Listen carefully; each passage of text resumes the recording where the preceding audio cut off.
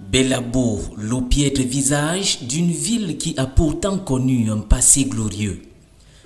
L'histoire de cette ville dite du pétrole à cause de la station de pompage du pipeline Tchad-Cameroun se conjugue au passé avec la société forestière et industrielle de Bellabo, la Sofibel, qui a fermé ses portes le 4 décembre 1995.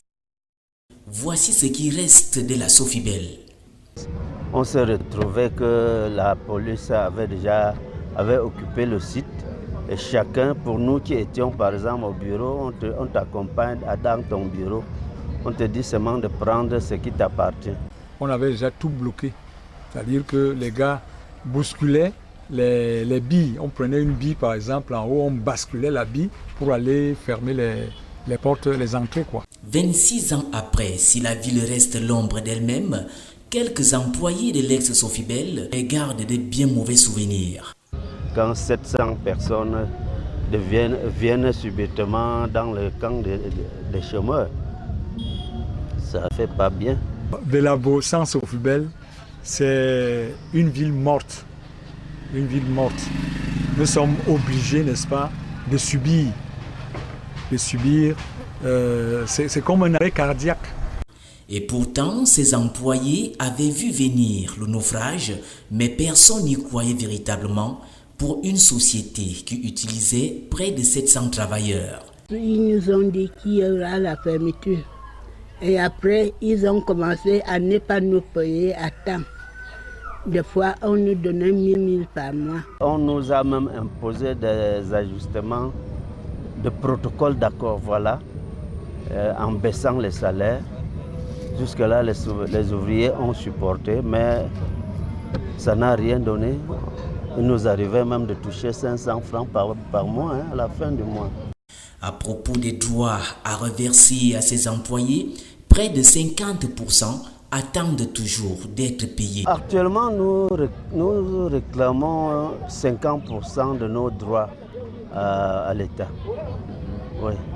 Tout ce qu'on nous a payé au moins par 3 ou 4 fois, ça a donné 50%. Ils nous ont donné l'argent, mais pas l'entier. Tu vois? Ils donnaient à moitié, à moitié, à moitié. 26 années après, le site de l'ex-Sofibel ressemble à un véritable champ de ruines, une forêt giboyeuse au cœur de la ville de Bellabo. Sofibel, comme on l'appelait, le géant des bois tropicaux, était vraiment un empire. Mais malheureusement, il est devenu, n'est-ce pas, l'ombre de lui-même. Les expatriés doivent partir et les nationaux doivent commencer à diriger l'entreprise.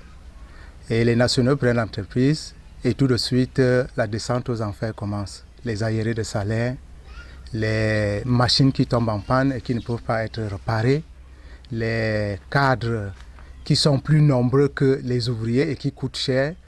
Des regrets pour une privatisation qui avait mal tourné, jetant en pâture des familles entières. Qu'on nous paye ce que nous réclamons.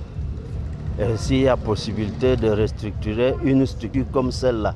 On regrette parce que le village a subi, la ville a subi. Si Sofibel devait encore être en train de tourner, nous aurons aujourd'hui une ville de près de 100 à 120 000 âmes. Le site abandonné pourrait servir à la commune pour des projets appropriés. Notre vœu ici, c'est de remettre, n'est-ce pas, à la commune de Bellabo toutes les installations restantes de Sofibel pour que ça puisse revenir à la commune pour l'exploitation.